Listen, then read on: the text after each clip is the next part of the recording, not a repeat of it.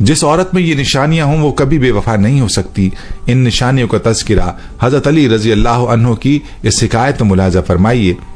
कहते हैं कि हज़रत अली रजी अल्लाह अन्हु के पास एक शख्स आया और आप रजी अल्लाह अन्हु से सवाल किया कि नेक औरत की पहचान क्या है। तो हज़रत अली रजी अल्लाह अन्हु ने फरमाया, याद रखो मैंने अल्लाह के रसूल सल्लल्लाहु अलैहि वसल्लम से सुना है कि ऐसी औरत जिसका शौहर उस पर गुस्सा करे और उस पर नाराज हो तो ये औरत उसका हाथ पकड़कर कहे, मैं तो सारी जिंदगी तुम्हारा साथ निभाऊंगी, और यूं अपने शौहर को राजी करे और अपने घर की बुराइयों को किसी और के सामने बयान ना करे और अपनी औलाद की ऐसी परवरिश करे कि जमाना उस पर रश करे।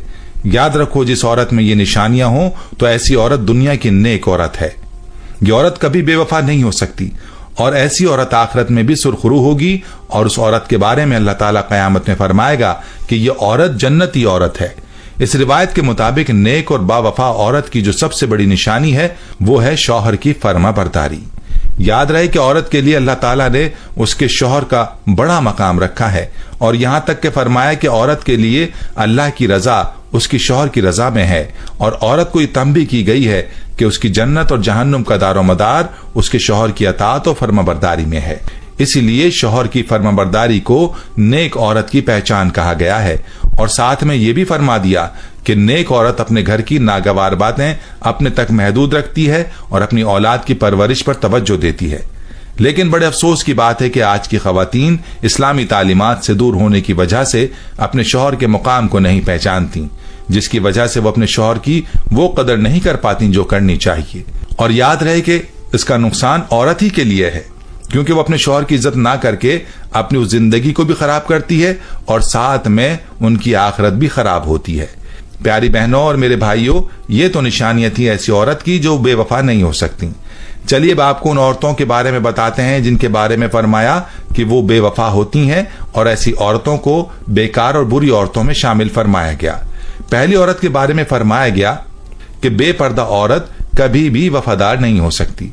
जो औरत पर्दा नहीं करती वो बेवफा होती है। नंबर 2, बालों को खुला छोड़ने वाली औरत।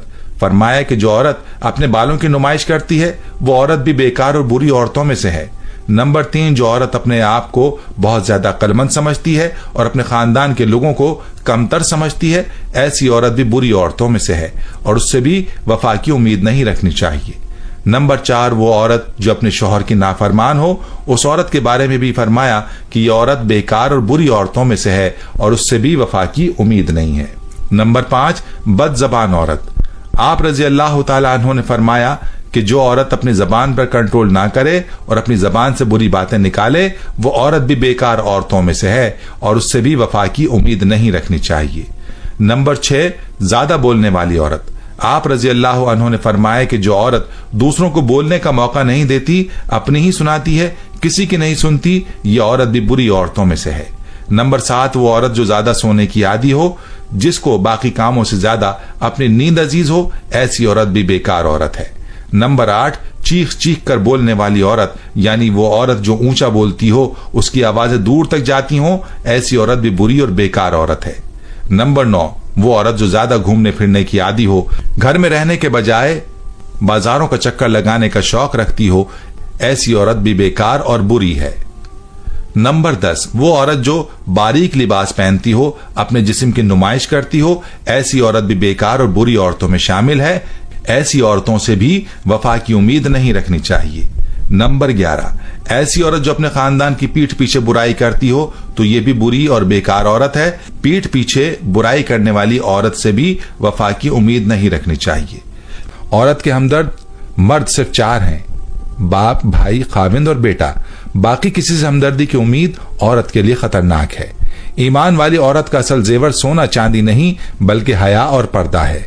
फरमाया औरत का चेहरा और जिस्मानी हालत बताती है कि उसके शौहर ने उसे किस हाल में रखा हुआ है।